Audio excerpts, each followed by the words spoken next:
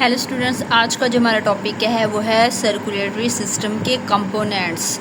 Last video में हम लोगों ने जो पढ़ा था ह्यूमन में ट्रांसपोर्ट का प्रोसेस जो है वो एक वेल ऑर्गेनाइज्ड ऑर्गन सिस्टम के ज़रिए होता है और उसमें 2 सिस्टम परफॉर्म करते हैं। एक था सर्कुलेटरी सिस्टम और दूसरा था लिम्फेटिक सिस्टम।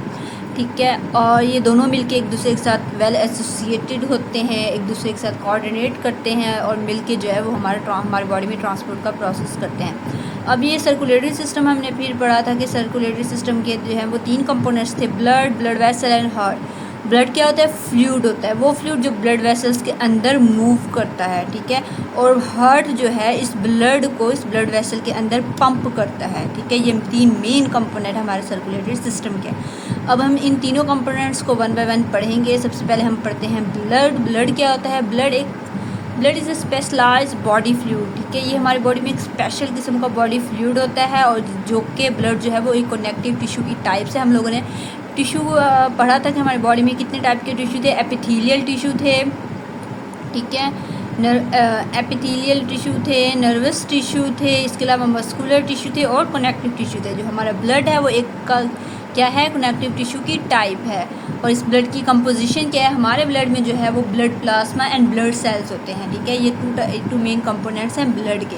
अब जो ब्लड प्लाज्मा है वो 55% होता है, जो ब्लड सेल है वो 45% होते हैं ब्लड में। ठीक है, इसका मतलब ब्लड प्लाज्मा ज़्यादा कॉन्सेंट्रेशन में है ब्लड सेल्स के निस्बत। ओके, और यहाँ पे है the weight of blood in our body is about 1/12 of our body. ठीक है, अब हमारी पूरी बॉडी में जो ब्लड का वेट है वो कितना होता है? वो है 1/12। मीन्स कि अगर किसी ह्यूमन का बॉडी का 60 kg वेट है तो उस वेट में ब्लड का कितना हिस्सा होगा? 12वां हिस्सा होगा वो ब्लड का। ठीक है, एंड उसके बाद फिर बताया कि the average adult body has about 5 litres of blood. एक अडल्ट ह्यूमन में तकरीबन कितना खून हो सकता है? 5 लीटर। देखिए, हम ब्लड जो है वो लिक्विड फॉर्म में है ना, एक फ्लूइड फॉर्म में है, तो हम उसे जो है वो केजी में नहीं, हम उसे लीटर में काउंट करेंगे। तो कितना एक अडल्ट ह्यूमन में कितने ब्लड होते हैं? Litre,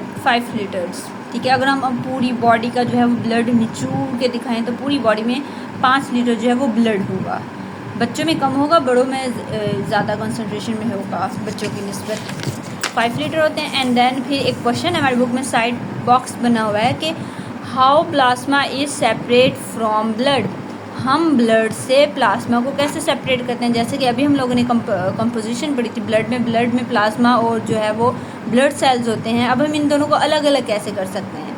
most important short question है। इसमें फिर ये बताया गया है कि blood is taken from artery.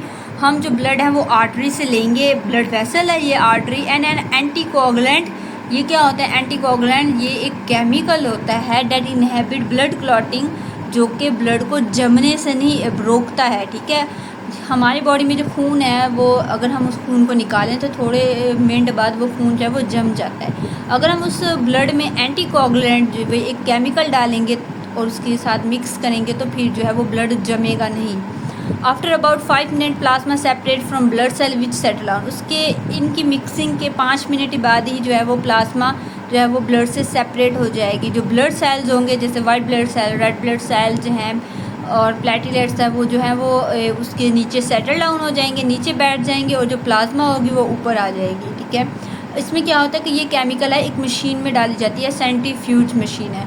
उस मशीन में ये जैसे ये बॉटल है, इसके अंदर अगर हमने ब्लड का सैंपल लिया है फिर उस मशीन में डालेंगे तो ये इतनी गोल गोल घूमेगी कि एट अ टाइम जो ब्लड सेल्स हैं वो नीचे आ जाएंगे, जो प्लाज्मा है वो ऊपर आ जाएंगे। जैसे कि यहाँ पे है, मीन्स कि अगर हम यहाँ पे ये कंसीडर करेंगे ये एक ट्यूब है जिसमें ब्लड को लिया गया है, तो यहाँ पे ये जब मशीन में हम सैंपल डालेंगे तो ब्लड सेल जो होंगे ना, जैसे white blood cell, red blood cell, वो नीचे इस तरह सेटल हो जाएंगे।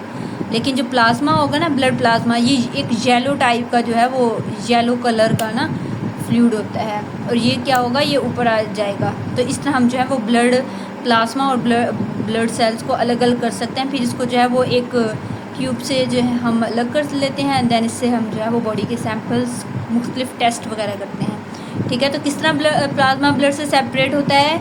इसमें एक केमिकल डाला जाता है एंटीकोगुलेंट, अगर ब्लड में मिक्स किया जाता है उसके 5 मिनट बाद ही ब्लड प्लाज्मा और जो ब्लड सेल्स है वो अलग अलग हो जाते हैं, ब्लड सेल नीचे बैठ जाते हैं और ये हमारा टॉपिक था ब्लड। एंड नेक्स्ट वीडियो में हम 1 बाय 1 ब्लड प्लाज्मा पढ़ेंगे एंड ब्लड सेल्स पढ़ेंगे।